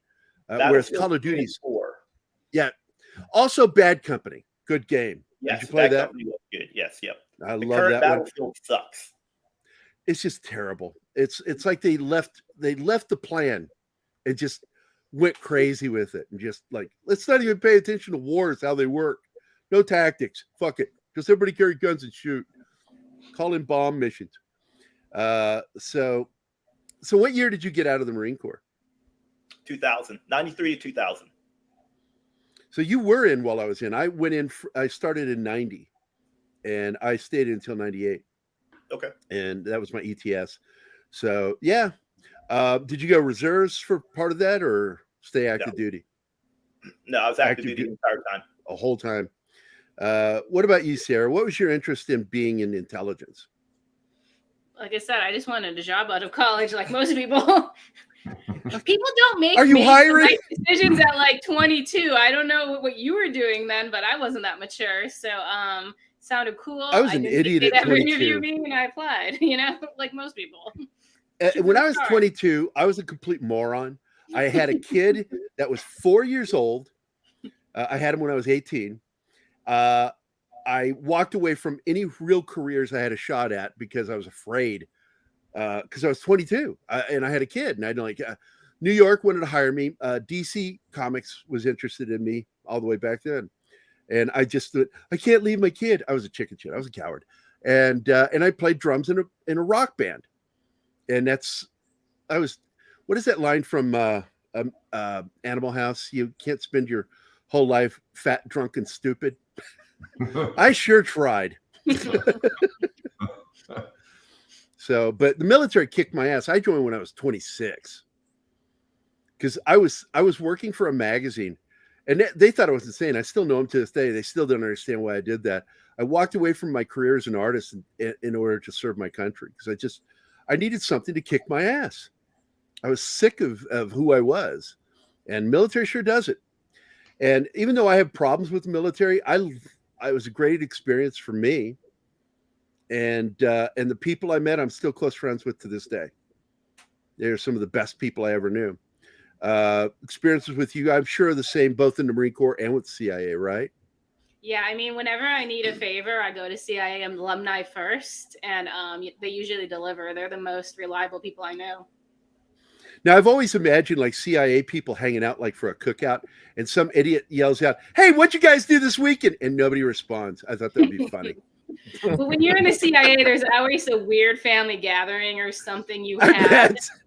Even I remember once going into my grandma's house, and she had like these two men doing her wallpaper, and I walk in and they're like, "Are you the CIA granddaughter?" I'm like, "Grandma, who are you telling?" So, stop talking about stuff to people. I remember when I had to get I think they called it Q clearance to go overseas through the military. And like, I started getting phone calls from people going, "Oh man, is everything okay?" I'm like, "Yeah." Well, tell your friends. Somebody called me asking like, "Have you been or ever been communist?" And I'm like, "Oh really?" that's cool. Well, I grew up in a small town, so that actually happened differently. So they went to my small town and nobody would talk to him. And I got all these phone calls. Hey, these guys showed up. What do you want me to tell them? So they wouldn't answer questions until they talked to me, because that's what happens when you grow up in small towns. Small towns, right? Yep. What about you, Boon? Do you have that shit happen? Yeah, it's standard for, investigation for a clearance. And it happens like every 5 years or so, because you have to get reinvestigated for your clearance. So I come from a military and government family.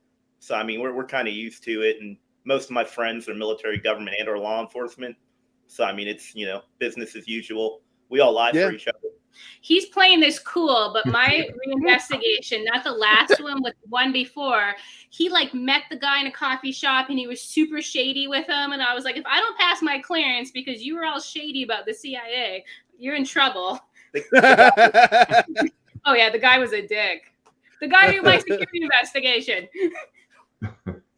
Boon. Now, Boon, I'm assuming, because some of the photos I've seen of you got long hair, right? I do. Mm-hmm. Yeah, so you're like me. You got it back in a ponytail, right? Yeah, yep. Sometimes he has it in a bun. Oh, no, Boon. Not a man bun. No, thank you.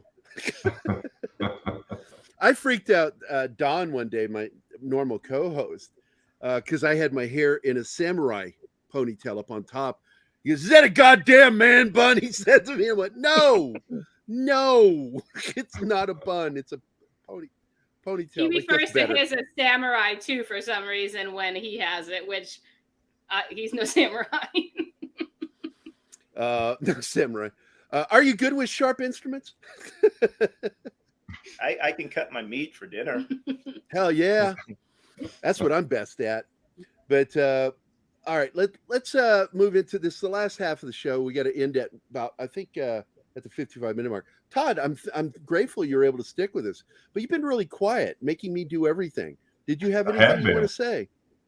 No, I'm just sitting here taking everything in because I've enjoyed the conversation, the banter. I think it's been awesome. So, well, the thing that I do is, like, if I don't know a lot about something, I find out about it through asking questions.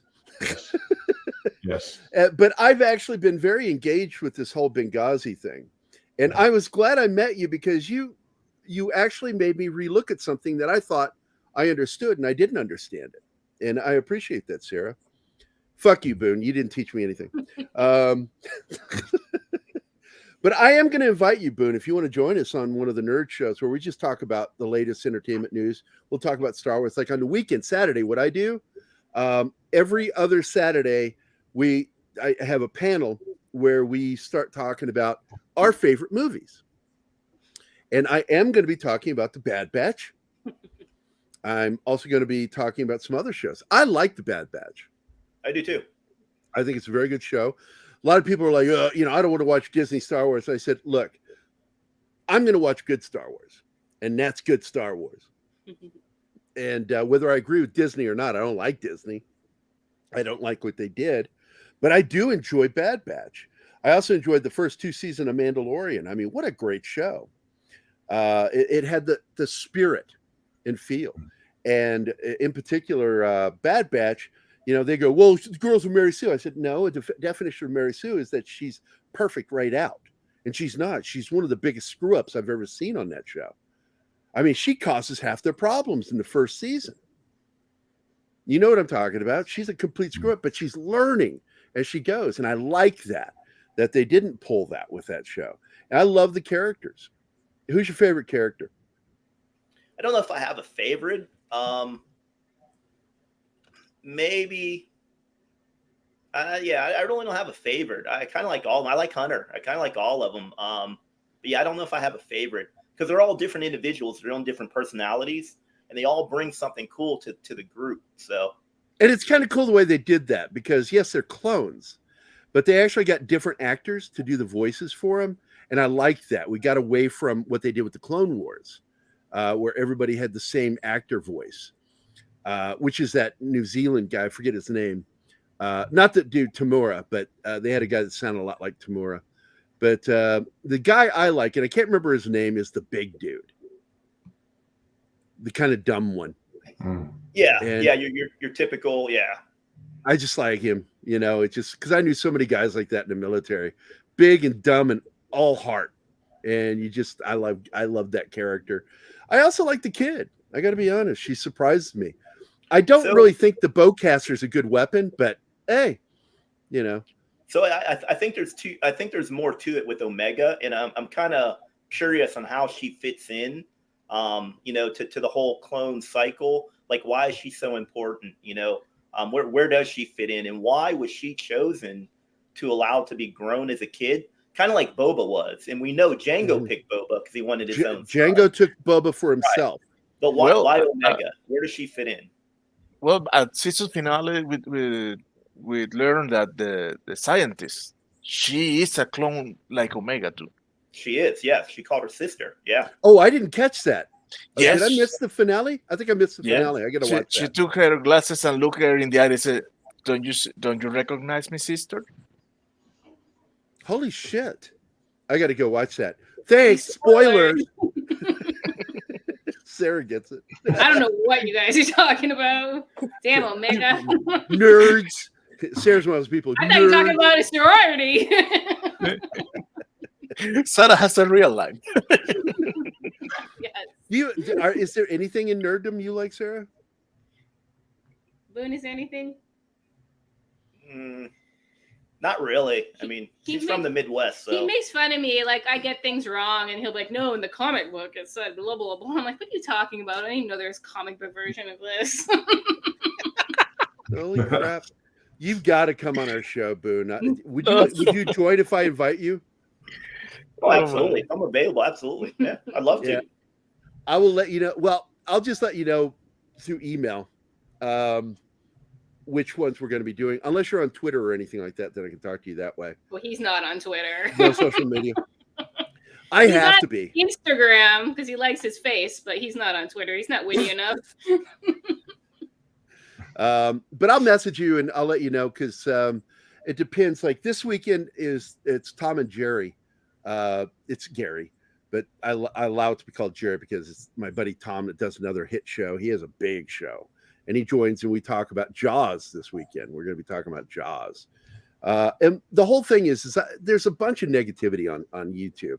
And I'm trying to find a nice little corner where we can also talk about some of the positive stuff and talk about classic and good shows, TV and film.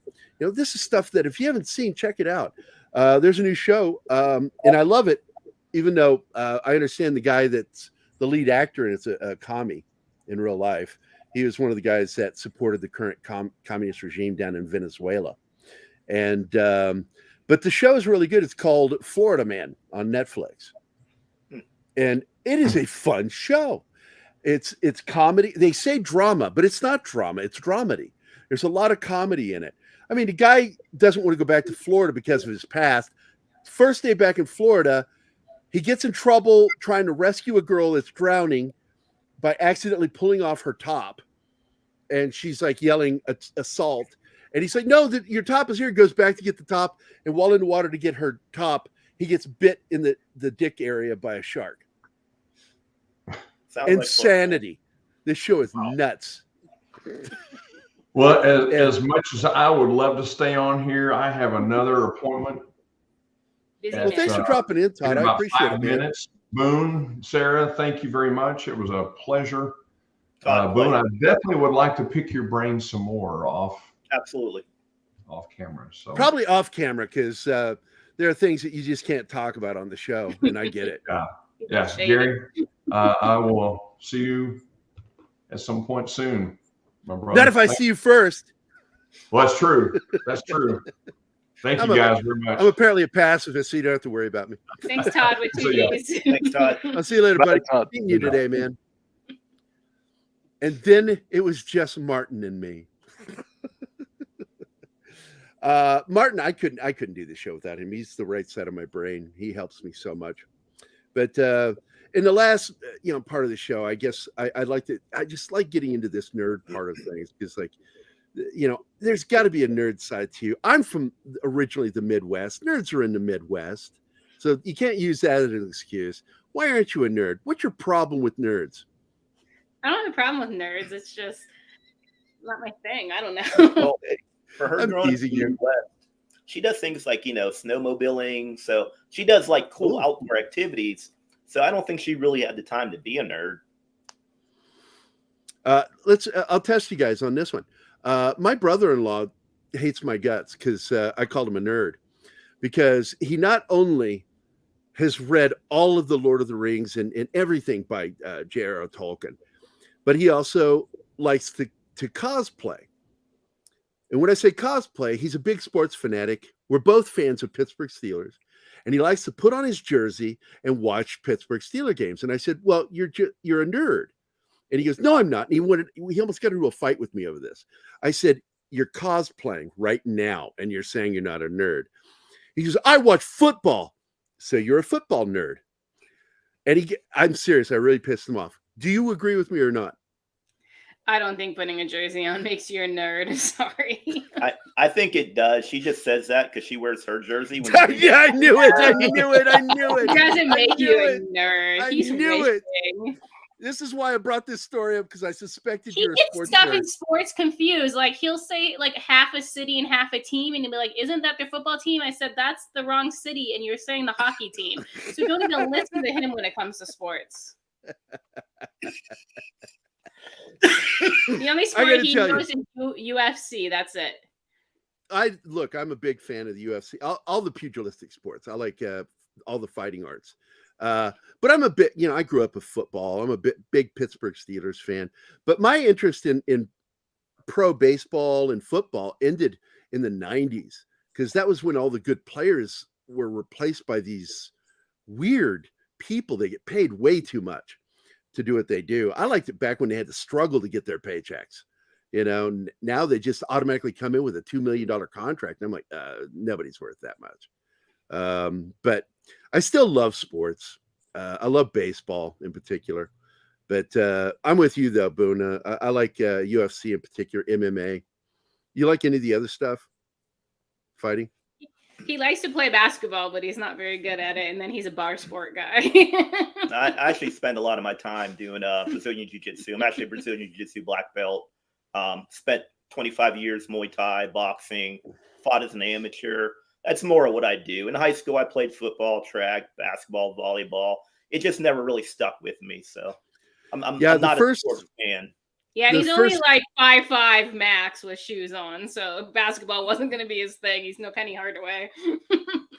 Yeah, I got my dawn in Ishinryu karate, and just cool. I couldn't keep it up. I just for some reason, when I went in the military, I just found that karate was not an effective form. It's the block punch thing. And I tried a little Aikido while I was in the Army, and I couldn't get into that one. And then I met this man named Terry Faircloth, and I'm still close to him to this day. He's my sifu in Kachukimbo. And that was one of the best styles I had ever seen, because it's a mixture. It's like Jeet Kune Do, but it's older than Jeet Kune Do. It goes all the way back to 1947. And Kachukimbo is a mixture of all the different styles, and it picks the best parts. And a lot of it's based on infighting, close quarter, hand-to-hand combat, where your feet are for the lower body and your hands are for the upper body. And I really love that style. And it's what I still like when I taught my daughter how to fight, because I taught my daughter how to fight. I wanted to show her how to defend herself, but then she became such a little snotty shit. I ended up sending her, because really trying to teach your kids, it's like pulling teeth. So finally I gave up, and I sent her to my friend who owned a jiu-jitsu school, and Theron Sturgis, who I consider one of the best jiu-jitsu artists here in this region where I live. And it's ironic, though, with him that he had to retire early, better shape than me, had a heart attack at 45. And I'm like, what? How did I get to this age with all the shit I've done to my body and not have one heart attack yet?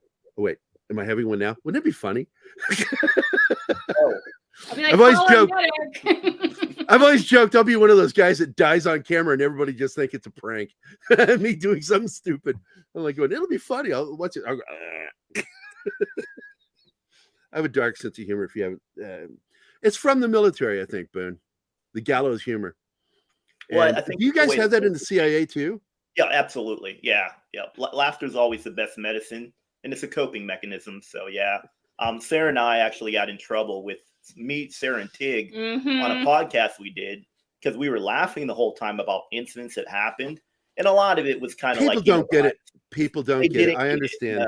Yeah. And they were like, "You can't laugh about Benghazi," and I'm like, "You weren't even in Benghazi. You don't even know. There's like 3 friends catching up. Like, you chill out." People love to sit on their little pedestals and judge everybody around them. I've seen that too. I get that. Sometimes it's nervous laughter, and sometimes it's funny because the way you remember it, how weird it was, and it just tickles you. I tell people, like I told this story the first time I told this one. Everybody in my office. This is when I stopped talking military stuff in front of people that weren't military. I'm like, yeah, I got to be careful because they all looked at me like I was going to kill everybody in the office after I told the story. And I'm like, I'm the guy that they called a pacifist. What are you talking about? You know, and I ran into a situation where it was Central America, and we were there to protect a road crew. And first thing we ran into is farmers that had helped us. This is way back. We still had to worry about Contras, communists. They're still all over the damn place down there. And we had to protect this road crew from being attacked. And so we found this family that had been executed and hogtied. And that blew my mind. I'm like, what the fuck? And then I ran into a situation. There was just this random chunk of human fat just sitting there. And as the medic, I'm just like, I'm confounded by this. Like, what part of the body did that come from? And so it's just standing there, and everybody's like looking at me, looking at this chunk of fat. And I kicked it. I kicked it to see if it would jiggle. I was really curious. I couldn't help it. And I find this funny to this day. And people are like, ew. And that's the story I told that caused everybody in my office to think I was a psycho. Nowadays, you should keep it and sell for butt implants. You can make a lot of money. Oh, man. Because, I made a joke also about it because I said, that you can make some soap with that. Because that's what a lot of people don't know that liposuction, they black market sell a lot of that fat to independent soap makers. And black market. It's weird that we have a black market, but we have black market in the United States all over the place doing a lot of shit. But there's a question for you. Working over there, it's like, do you guys deal with any of that shit? Black markets? Oh yeah, we bought black market movies all the time. $1. Do you do it because you want them, or are you doing it to investigate? We were doing it so we could watch the movies we wanted to watch. It just came out in the United States. And didn't have over there. What were they like? Are they handheld cameras, or were they like bootleg copies? Interesting. A lot of them were the copies that went to like the academy, and it would say on the bottom, "Don't share the this code." copy. Do not. Yeah. Yeah, that's what a lot of them were. Yeah, I worked with this guy when I was working for a magazine in Illinois, and I would write reviews, and I got a preview of the movie The Dollhouse. This is back in '95, I think it was. And I would just write these little articles every once in a while. It was fun, and reviews. And he got me a preview copy, and I said, "Are you legally allowed to show this to me?" Because he owned a video store. And he goes, "No." I said, "Then why are you sharing it with me?" So when I wrote the review, I couldn't say who I got a copy from. It was funny.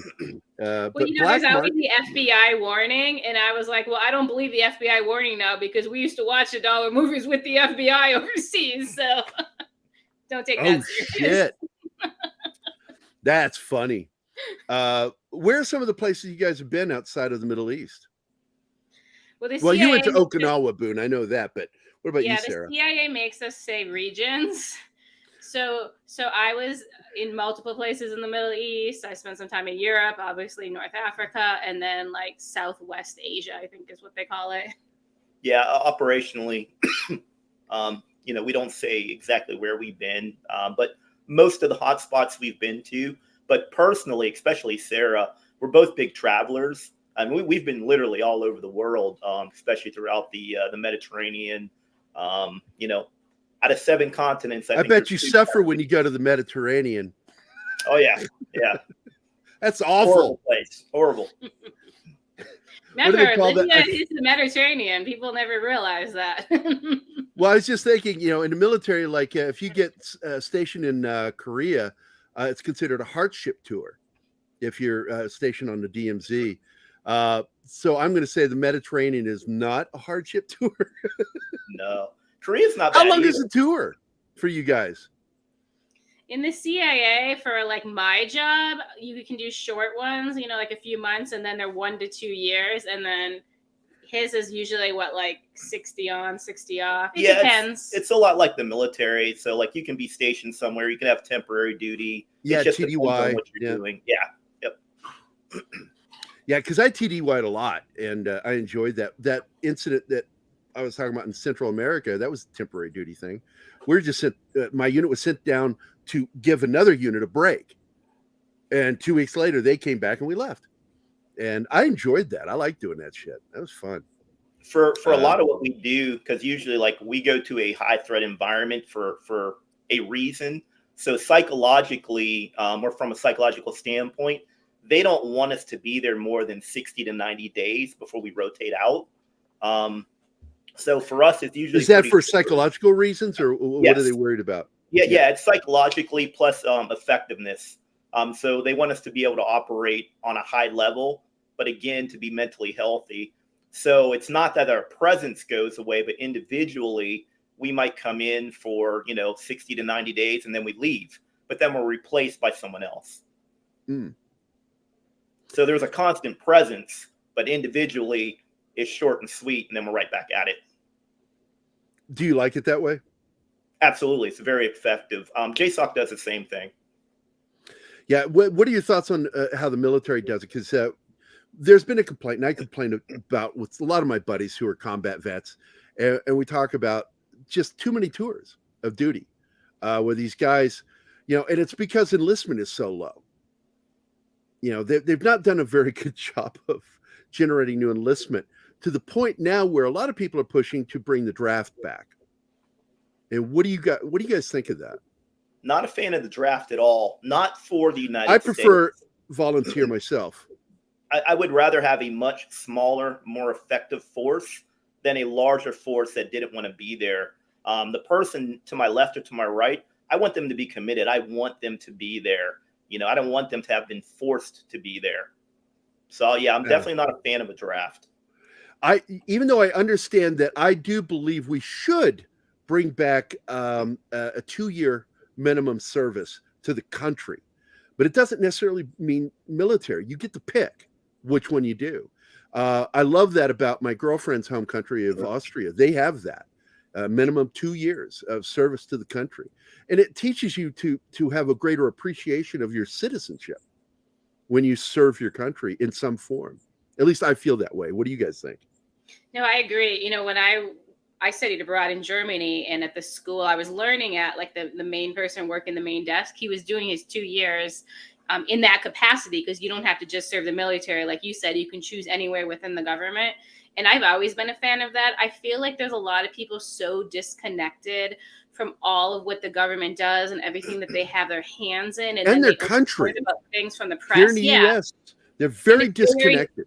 It is, and they don't really have an understanding. And now, like, patriotism has dropped so low; it's not even a value anymore. Well, it's not even a top value. Does it piss you off when people say nationalism when they mean patriotism? Mm-hmm. Right. And that pisses me off. It's like, no, I'm not. It's not nationalism. It's patriotism. Mm-hmm. I don't give a shit about nationalism. I give a shit about being a patriot to my country. This is the country I live in. Of course, I should be patriotic for it. And we get a lot of that, because we talk about Benghazi and people think, oh, you're anti your government. We're like, no, we want our government to be accountable. We want them to do the right things. Like, every American should want that. That does not, we're not anything negative. We're like a normal American for wanting those things. And I don't want you to criticize the government if you're uncomfortable doing it, but one of my big problems that I feel today. Have you been on my LinkedIn? Good. That's all it does. Good. I'm so glad, because my biggest beef is that we have shifted in the understanding that this is a country made up of the people for the people, not the government. The government doesn't have authority or power that we don't give them, and they seem to have forgotten it. They feel that they give us our liberty and our rights. And it's like, no, that's not how it works. It's the other way around. They also think they have money. And of course, they don't have any money. All the money is our tax money. It's our money that they use, and they misuse it constantly. And it's my biggest beef. You know, I don't want to do Peter Griffin and go, you know what grinds my gears? But that does grind my gears, is the way. And it started, I hate saying this because I don't, but it's a problem both with the left and right, in my opinion, that they have forgotten what their job is. Their biggest job is, you know, I consider politicians nothing more than glorified civil servants. That's all they are. Their job is to balance the checkbook and to make sure to help do the requests and needs of their constituency. That's it. But that's not what it is anymore. It's completely different. The constituency doesn't even matter anymore. They just want to get elected. The only time they care about that is when they're getting elected. The rest of the time, it's all about themselves, which, you know, is the political career. You know, political careers is another problem in our country. But I think the bigger problem is people don't hold them accountable, and then they're the ones voting them back in. We always say this about Benghazi. People are so shocked when nobody went after our terrorists, and we're like, it's because the American public is not telling the U.S. government they want them to. So it's a lack of engagement, what you said a minute ago, Sarah. So, yeah, the government doesn't have to go after the terrorists because the American public doesn't care. They're only going to do things they get points from and they get interest from. And, yeah, if people think Benghazi conspiracy theory and they don't care about it, they're not going to waste their time on it. And that's a problem. And we have that now with Afghanistan. And so we keep having these problems because the American public's not engaged. No, and it's a problem. It's what's led to a lot of our problems here in the U.S. right now. California has become a third world nation. It's a mess in California. Almost everybody, including Dale and Julia that I work for, they left California. They fled. They're in Texas now. They already owned a ranch there. So now they run the company from Texas. Nobody wants to be in California anymore. It's a nightmare there. And it's been run into the ground. Well, we had a friend from California here just 2 or 3 weeks ago, and we sit down with him for dinner, and he's like, it's so clean here. First off, it was in Tampa. And I was like, what are you talking about? And because it doesn't have the tents all over and stuff. And he was like, oh, it's just so clean here. And I was like, nobody calls Tampa clean. But he was like shocked. And I was like, oh my gosh, like what's he living in? He was from LA. And I was like, to even think that, like, to be surprised you're in another part of the United States and it's clean. Yeah, I tell you, man. It's just a mess. Hold on, we got a couple of comments here. Let me go to the chat. We got a couple of minutes here. Been listening while having dinner. Great show. Excellent guests. You were complimented, Sarah and Boon. Yeah. We should have mandatory service of some type. My mind was changed since I was a kid. I absolutely do believe in mandatory service. I just don't think it should be absolutely military. And I believe it should be for both genders. I think men and women should both be conscripted to do something for 2 years after high school, before college. Teach some maturity and some discipline, because going to college, man, they're going right out of high school. And of course, they're getting in trouble in college and having problems. Get a little discipline, then go to college. Anima, my girlfriend, this is the love of my life. I'm torn about the question if it should be mandatory for everybody, because it's a fact that it's still the women who step back from their career to raise kids in most cases. I would say it's changed a lot in America. I raised 2 of my kids. So I would say that it doesn't have to be active service. Oh, yeah, like reserve service. There's some really Civil Air Patrol service, Coast Guard. Even though the first time I heard of Civil Air Patrol, I'm like, is there an uncivil Air Patrol? Like, why is it called that? What a weird name, Civil Air Patrol. But it's a real thing. I'm like, okay, it's service. I think the idea is just civil service in general. You know, like you guys are saying, it doesn't have to be the military, but just civil service in general. But you mentioned the Coast Guard. The Coast Guard's very active. We see a lot of combat. I have 2 friends from the Coast Guard, and one of them had some of the worst PTSD I'd ever seen from close quarter combat with a drug running. They got into a fight, serious firefight with some drug runners on the water. And he took fire, and 2 of his buddies got hit. They really do. I had a buddy that was a merc back in the 80s. Hey, boss. We got to go. We need to wrap up. Oh, but I'm enjoying talking to these guys. Chanel's always messing everything up. Yeah, we gotta get back to our lives. Come on. Yeah, I don't have a life. But anyway, look, guys, I appreciate you being on here. Any closing thoughts before you go? Yeah, just when it comes to Benghazi, we really want the American people to look into Benghazi and know thy enemy, so they understand who these attackers are. It is available on Amazon. It is well, I've ordered mine hard copy, so I'm hoping I get it soon. I still haven't gotten a notification it's been shipped yet. Who did you go through for publishing on that? So I can complain. No, I'm just kidding. We self-publish, so no one would have influence over it. Look, you assholes! I want my book. No, I'm looking forward to getting it, and I want to get you guys to autograph it when I get it. Sure. Find a way to ship it to you, and I'll send it with a box to ship it back to me. Sounds good. I really do want to read this. I just think that having you guys on was a real blessing, and I want to thank you for being here today. I really do appreciate it. And Boon, I'm going to bug you and get you on our show for nerd shit. Sure. Sarah, I won't bug you, but I will have you back again just to talk about CIA shit. Because I like writing about that shit. So, but anyway, we are out of here. We are out of time. And Chanel has to go do another show with, I think Chris DiPerno is doing a show. Yeah. Nobody wants to watch that show. Chris is just a jerk cop pig. Stop it, Gerry. Chanel, take us out. Get us out. Those sons of bitches. Ma, I'm doing a show.